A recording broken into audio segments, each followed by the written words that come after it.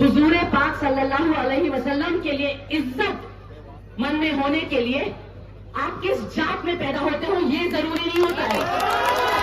जो मेरे पति के दीन और ईमान पे बार बार सवाल उठा रहे हैं, आज इस मंच से मैं उन लोगों को पूछना चाहती हूं कि आपका ईमान कहां था जब आपके दोस्त अनिल राठौर ने नितेश राणे की सभा यहां लगवाई थी, जहां पे खड़े होकर वो आज के नबी को गालियां दे सकता था।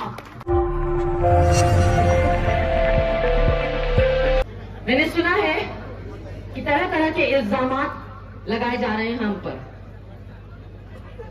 मैं कबूल करने आई हूं वो इल्जामात।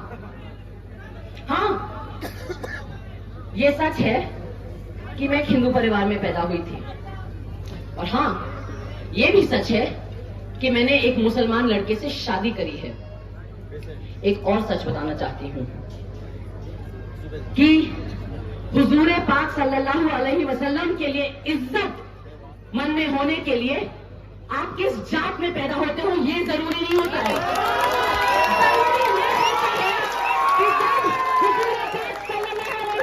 की शान में गुस्ताखी हो तो आप उन गुस्ताखों के साथ जाके हाथ नहीं मिलाते हो, ठीक है ना। जो मेरे पति के दीन और ईमान पे बार बार सवाल उठा रहे हैं, आज इस मंच से मैं उन लोगों को पूछना चाहती हूं कि आपका ईमान कहां था जब आपके दोस्त अनिल राठौर ने नितेश राणे की सभा यहां लगवाई थी, जहां पे खड़े होकर वो आज के नबी को गालियां दे सकता था। तब आपका ईमान कहां था? तब आपका ईमान कहां था जब बिल्किस बानो के गुस्ताखों को, जिन्होंने सामूहिक बलात्कार किया, उसका आपकी बीजेपी के नेता उसको माला चढ़ा रहे थे, तब आपकी मुसलमानियत कहां थी? और तब आपका ईमान कहां था कि आज आप जाके उनके साथ हाथ मिला रहे हो?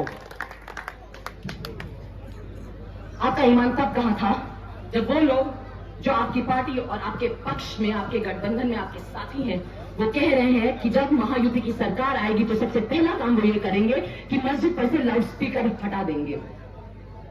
भाई, इतना तो मुझे भी समझ में आ गया कि मुसलमानों के दीन और ईमान में इतनी हिम्मत है, इतना जोर है, इतनी मजबूती है कि वो लाउड स्पीकरों पे नहीं, लाउड स्पीकरों की जरूरत नहीं है उसे। नमाज पढ़ने के लिए जो अजान होती है वो आप सबके दिलों तक पहुंचती है, वो हमारे दिलों तक भी पहुंच जाती है।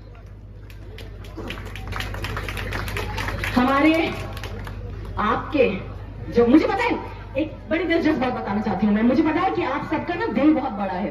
कैसे पता है मुझे? मैं पहले तो कभी नहीं मिली हूं आपसे। मुझे इसलिए पता है क्योंकि 10 साल से आप उन लोगों को बार बार माफ किए जा रहे हो जिन्होंने 10 साल से आपको सिर्फ और सिर्फ धोखा दिया है।